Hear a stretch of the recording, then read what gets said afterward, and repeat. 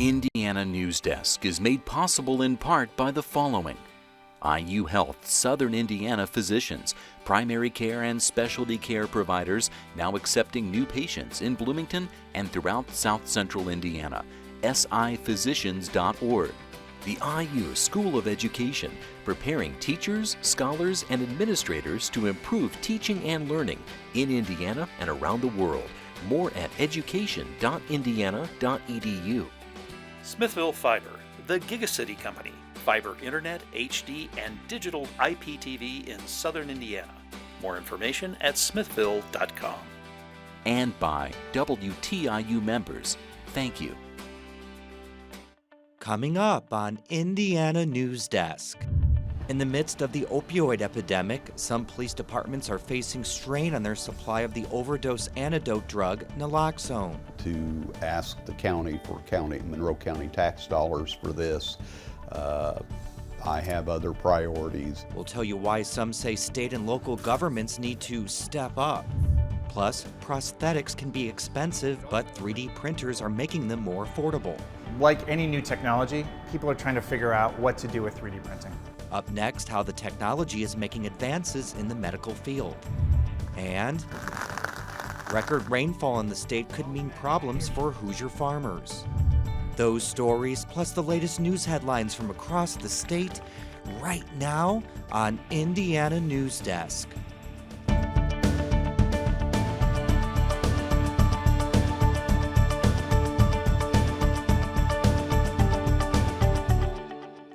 Welcome to Indiana Newsdesk. I'm Joe Wren. Police officers are just as likely to carry the overdose antidote Naloxone as they are to carry a gun. They're often some of the first people on the scene of an overdose, and departments across the state say Naloxone is helping them save lives. The National Institute on Drug Abuse says the antidote saved more than 26,000 people in the U.S. between 1996 and 2014. But many Indiana police departments get their kits from nonprofit organizations. And as Barbara Brozier reports, some worry funding for the program will run out. When Monroe County Deputy Matthew Williamson gets into his squad car every day, he makes sure he has at least one dose of Naloxone stashed in his driver's side door. I keep it readily handy. Today, his patrol shift is relatively quiet. He responds to a homeowner's security alarm going off and pulls a couple of people over for speeding through construction zones. But county police are responding to more and more overdose calls. Oh, I think it's a pandemic.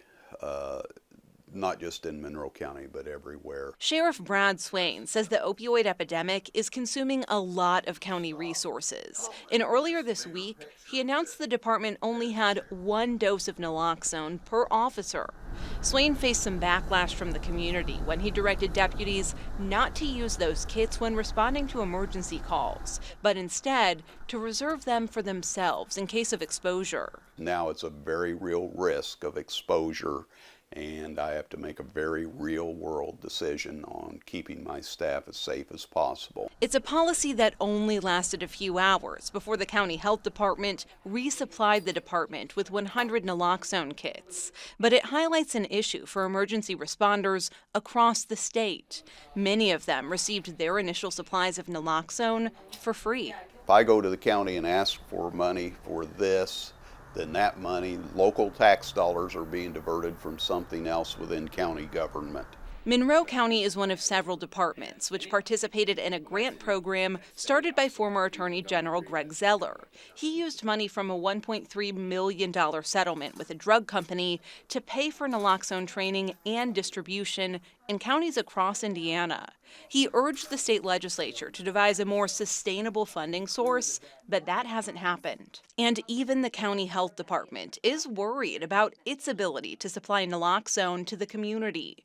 It, too, used a grant to obtain 500 doses. That grant runs out in August, and there are only 54 kits left. We are currently looking for other possible grants so that we can replenish our supply to make sure that we can give it to the community. These are the kits that we provide.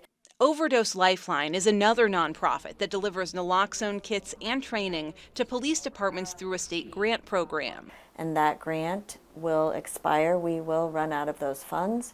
And at this time, Overdose Lifeline doesn't have the ability to serve the entire state without additional grant funding. Founder Justin Phillips says naloxone is a crucial tool in the fight against the opioid epidemic. She says several counties have already blown through their initial supply of the overdose antidote. In some cases, it takes multiple doses of naloxone to revive a person. Phillips says she's worried about how long her organization can continue supplying the kits. We know there's federal funds available to states specifically for naloxone, and we do know that the state of Indiana is seeking those grant funds, and so we believe that there will be that solution through those federal dollars. I'm just not sure at this time what the gap will be and how that gap will be filled. I don't have an answer for that. That means state and local governments may have to take a hard look at their budgets and decide how much the naloxone kits are worth to Indiana communities. Phillips says, to her, it's a no-brainer. For us to turn away or choose not to save people who suffer from addiction, which is a chronic brain disease, is hard for me to grasp because we don't do that for other people suffering from chronic diseases. For Indiana Newsdesk, I'm Barbara Brozier. Now, anyone can get naloxone at the pharmacy. Even though it's behind the counter, you don't need a prescription. Joining me now for a demonstration on how to use naloxone is Kathy Hewitt. She's the lead health educator for the Monroe County Health Department. All right, Kathy, thanks again for being here. This is Narcan right here. Right. It's a little smaller than I thought it was going to be. So what do I do? Well, first you want to look for signs of an overdose, and things you might look for is the person's unresponsive and won't waken up if you shake them or give a sternum rub. Take your knuckles and do this. You look for blue lips or blue fingernails, look for a limp body, look for slowed heartbeat, slow or stop breathing, or like a gurgling sound in the back of the throat. You can also look for vomiting or signs of drug use around the body. So if you see that, you want to start the process. Those are the symptoms. Yeah. Right, those are the symptoms. You want to start the process of administering naloxone. Sure. So the first thing you want to do is, if they're not breathing, get them on a flat surface. Call 911. If you can, do that immediately. Describe what you're seeing exactly and tell them they're not breathing. Give them a couple rescue breaths, which is just like giving CPR without the chest compressions. Okay. So get oxygen to their lungs. Go ahead and get your package of naloxone ready. So open your package. Okay. Put your first and like third that. finger on each side of the applicator and your thumb on the depressor. So just like that. Just like that. So go Okay. ahead and insert it into the one nostril. Okay. And press firmly and administer the dose. And you just press in the middle here. Push in the Okay. middle then. Okay. Okay, after that, you want to give them another rescue breath and keep giving rescue breaths every 5 to 7 seconds until you see a response or until the emergency services arrives. And if you haven't already called 911, You want to make sure call you it do. right now. Right. Now, now how do I know if that worked? Okay, if they start to respond, you're going to see them start to pink up, and you'll see them start to respond. If they do, you want to put them in rescue position, which is to roll them on their side and put their upper arm and leg out to hold them in place so that Okay. they'll keep the airway open. If they don't respond in the next Yeah. 2 to 3 minutes, you want to give them another dose, but in the other nostril, and stay with them. If you have to, stay with them until the EMS arrives. So. Now, what if this was not an overdose? Can this harm them? No, that's a great thing about naloxone. The only thing it does is helps restore breathing to somebody's overdose due to opiates. Okay. It will not harm them if overdosing on any other substance. Now, what are these items over here we have on this side? Okay, these are other types of naloxone. This is the easiest type for most people to Sure. administer. This is an auto-injector type. We also have another nasal spray that just has a couple more pieces to it. And we have a syringe and a vial. So these are just different types that are available. All right. Thank you so much for being here today. Appreciate it. Thank you so much for having me. Now for headlines, we go over to Lindsay Wright, who has the latest on this week's top stories. Thanks, Joe. Governor Eric Holcomb is touring the state to announce his list of infrastructure projects that will get funding over the next 5 years. The state will spend about $4.7 billion to resurface nearly 10,000 lane miles of pavement and repair or replace approximately 1,300 bridges. For the first time in our state history, we now have a truly fully funded, sustainable 20-year roads program that is going to connect us in ways to markets like never before. Another major project is completing the remaining miles of Interstate 69, which will provide a direct route from Evansville to Indianapolis. The effort is running more than a year behind schedule, and the state recently took control of the project. The money for the infrastructure project comes from the road funding plan lawmakers passed last session. It includes a 10-cent per gallon gas tax increase and a new $15 registration fee for all vehicles. In Indiana, 7 federal criminal investigations uncovered more than $1 million in Medicaid fraud, leading to the indictment of 15 individuals and 2 companies on various charges. The fraud uncovered includes transportation billing for trips that never happened, money laundering, and illegal opioid prescribing. The state is looking for a testing vendor to create the new assessment iLearn. One of the main differences between the old iStep and iLearn is computer adaptive testing. This means that the test will be completely online and each student will end up taking a different assessment. Educators in the state will be appointed to committees to work with the vendor in creating test questions. Proposals from vendors are due August 24th. A lawyer hired by the Paoli Community School Corporation announced that the board and Superintendent Casey Brewster agreed to the terms of his resignation, which is effective immediately. The announcement comes after the board voted last month to suspend Brewster, claiming he was incompetent in the areas of academic progress and financial management. I would hope in an open meeting that questions could have been asked. Maybe some questions couldn't have been answered. But there's a lot of questions swirling here. Residents seemed dismayed by the decision, even giving Brewster a standing ovation at one point. The school board president says the information they used in the decision will be made public soon. She says she wants people to know what went into the board's decision. Farmers across the state are facing more setbacks after another round of heavy flooding. Tyler Lake takes us to a Morgan County farm that's being impacted. Jim Langford is a fifth-generation farmer in Morgan County. He's seen a lot of floods, but not usually in July. It seems like anymore it's quite often, but normally not this time of year. Generally, the period of heavy rainfall that farmers expect comes in spring, often before crops are even in the ground. A midsummer flood, such as the most recent one, can kill crops halfway through their growth cycle. The record rainfall this week is the latest setback farmers are facing during an unusually wet summer. According to the U.S. Department of Agriculture, Indiana has experienced over a half-inch more rainfall just this week than average. This has probably been the most frustrating year I've ever had farming. Langford said he won't know the extent of the damage until as late as next spring.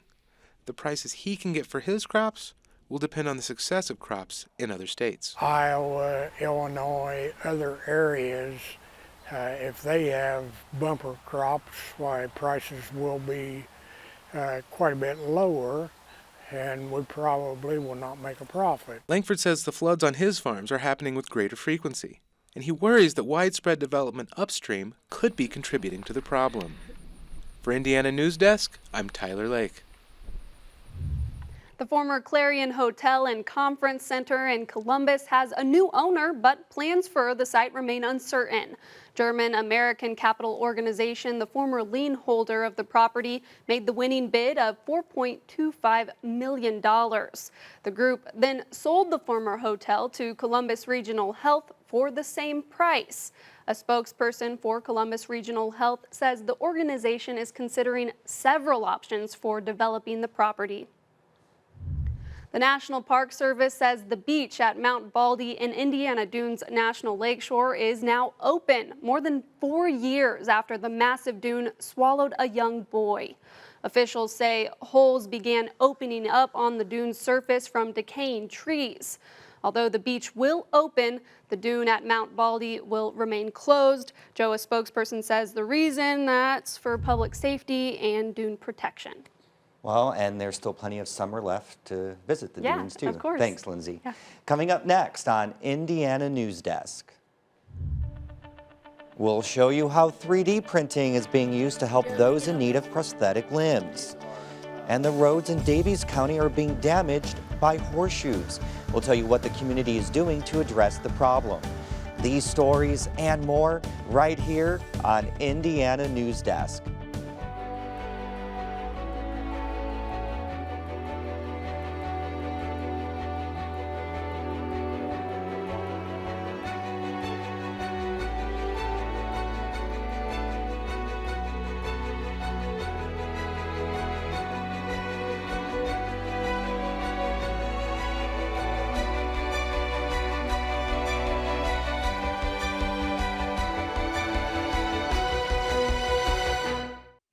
$10,000. 15? 15, you think? 20, 21,000? 600. 20. 18 fine. 24. It's at least 40. Look at it. 4,500,000. 650. 20. 650. This textile would be worth about $500,000. $500,000? No way. I knew it. It's just a blanket. Laying on the back of a chair. Well, sir, you have a national treasure. Wow. A national treasure. Congratulations. I can't believe this. Welcome back to Indiana Newsdesk. Police in Brown and Bartholomew counties are investigating a rash of break-ins at area churches. As Brad Davis reports, they think the crimes could be connected.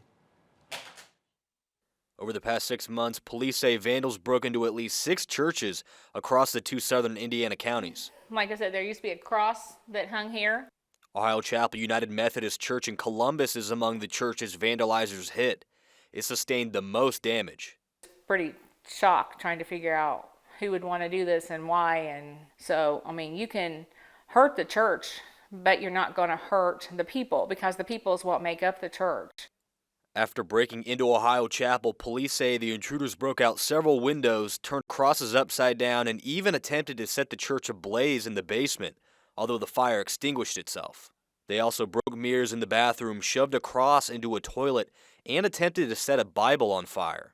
Bartholomew County Police are also investigating damage at Triumphant Baptist and White Creek Methodist. Brown County Police say the same person could likely be behind acts of vandalism there, where someone damaged Way of Holiness Tabernacle, Pikes Peak Church of Christ, and St. Agnes Catholic Church. After about the second to third one, we knew pretty quickly that they were connected. St. Agnes Catholic Church behind me is one of 3 churches that were broken into in Brown County. And similar to the church break-ins in Bartholomew County, they found an upside-down cross and a broken window. However, no damage was actually done to the church, and it was all done to the youth barn and the parish office right up the street from here. Deputies in both counties are increasing patrols and security checks at local churches and have asked community members to watch for any suspicious activity. And while the break-in at Ohio Chapel was particularly jarring, patrons are choosing to respond with understanding rather than hatred. And a lot of us feel that, we need to pray for those individuals too. We need to pray for our church for one, but I know we'll survive. We're tough. For Indiana Newsdesk, I'm Brad Davis. 3D printing technology is revolutionizing the medical field. The technology has had an impact on countless industries, but there are few areas where it shows more potential than medicine. Lindsay Wright joins us now. Thanks, Joe. In a lot of cases, medical devices have to be custom made. That makes them expensive, and it can take a long time for them to be produced. Look at prosthetic limbs. According to a recent NewsHour report, 1 in 2,000 kids is born with some kind of arm or hand abnormality, but most of them don't have prosthetics because it's a big investment for something the child will quickly outgrow. 3D printers have the potential to make medical devices cheaper and faster than ever. In many ways, Violet Hall is an average 9-year-old. Goofy, smart, artistic. I have one. Go ahead, absolutely. Beautiful. You're so modest. Modest, she's very humble. But there's something that makes Violet unique. She was born without her right hand or forearm. She's used prosthetics before, but she outgrows them quickly. They can also be clunky, bulky, and expensive. But this prototype is different. John Rasick made it in the Mad Lab at Indiana University using a 3D printer. Rasick is a senior lecturer of design at IU. Here's his explanation of how 3D printing works. It's just a series of slices, and you can control that resolution. You can control how thick, how solid the pieces are.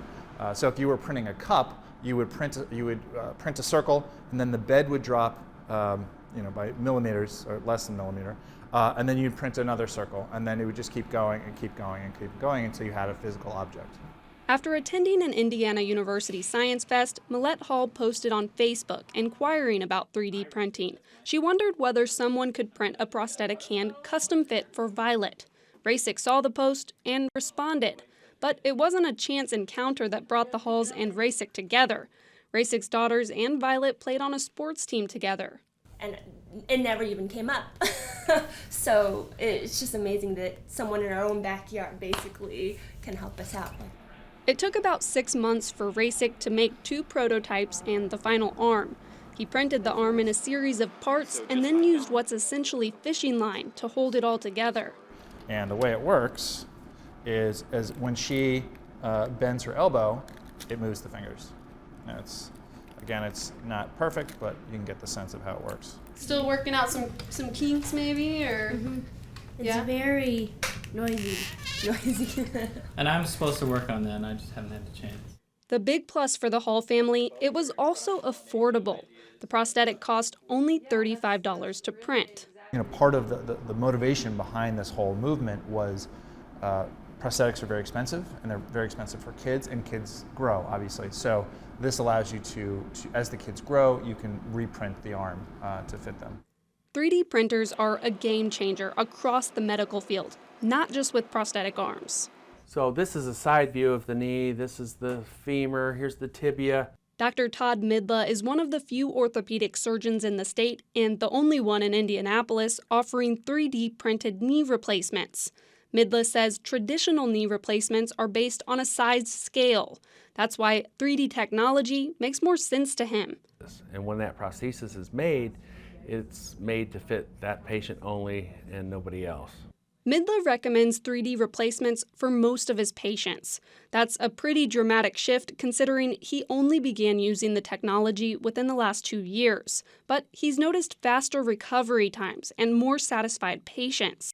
Across the country, doctors are using 3D printers to make skin, synthetic organs, heart valves, and medical devices.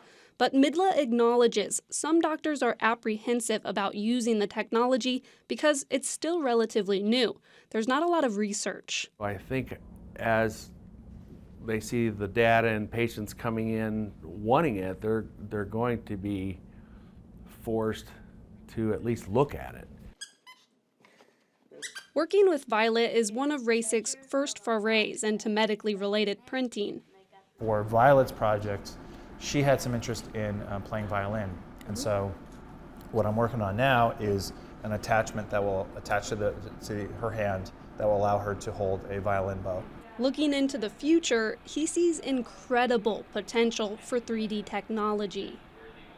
I think the way to proceed is you get a lot of people at the table. You get doctors, you get nurses, you get medical administrators, people who run hospitals, you get designers, you get fabricators, all at the table discussing these problems.